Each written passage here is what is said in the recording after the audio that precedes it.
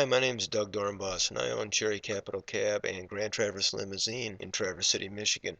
Today I want to talk about if the license fees can cover the cost of enforcement for the taxi cab license in Traverse City. The outline of my slideshow here is, first of all, how did we get here? Secondly, can the city taxi cab license be enforced at all, and at what cost? And three, is there a better way? So first, let's review how we got here. The Michigan Limousine Act says that all for-hire passenger vehicles seating 15 people or less are to be licensed as limousines, period. Then they go on to say what the exceptions are. Now, the exceptions can, but don't have to be licensed. They are nonprofit organizations, such as churches, funeral cars, government vehicles, or vehicles falling under a government authority, such as Beta, and, of all things, vehicles with a taximeter. So we can see that this piece of equipment, the taximeter, can become a loophole whereby when the operator puts a taximeter in his vehicle, he no longer has to meet any mechanical safety standards, insurance standards, or driver standards. So the primary function of the city taxicab ordinance or the city taxicab license is to plug this loophole. It's pretty simple, really. If an operator doesn't have a taximeter, they need a state limousine license. If they do have a taximeter in Traverse City, they have to have a Traverse City taxicab license. There's only one problem. The city taxicab license is unenforceable. This unenforceability really has two parts. Here's a picture of a smartphone with a $5 taximeter app. This is currently being used by some of the limousine companies in Traverse City in violation of the city ordinance or of the city license.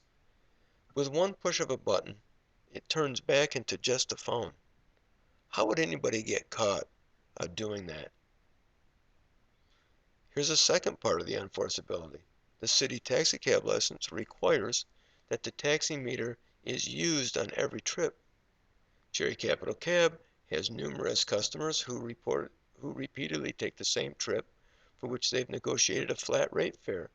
This violates the city ordinance. But how would they ever get caught? Or how would the ordinance ever get enforced? It's tempting to think that the city could charge enough for the license to allocate extra resources for increased enforcement. But really, is that how you want your resources being used? In the face of increasing traffic and traffic issues, the drunken disorderly issue, the increasing drug trade, uh, street violence, pedestrian traffic, domestic violence, keeping downtown safe, the homeless issue. Do you really want to take your resources and use them on officers trying to figure out whether or not a limousine operator is using his odometer as a method to charge customers or a $5 phone app? That's ridiculous. The solution is beautiful in its simplicity.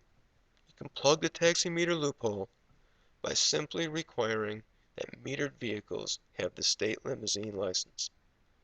This has a lot of benefits. One is that law enforcement gets far less costly and cumbersome. The city clerk's office workload is reduced.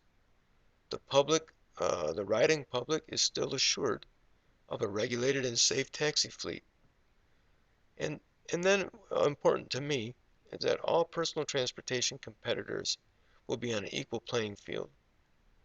You can see in a lot of cases where an unequal playing field has been artificially created, such as it's been artificially created here, corruption exists at all levels. Just so you know how many companies we're talking about, there's 2 licensees currently for the city taxicab license. They have a total fleet of 15 vehicles between them. There are 14 limousine licensees currently doing business in Traverse City, and their combined fleet is about 28 vehicles. Here's some sources and references in case you want to talk about this further or do some research on your own. But my hope is that you'll do the right thing and eliminate the Traverse City taxicab license. Thank you.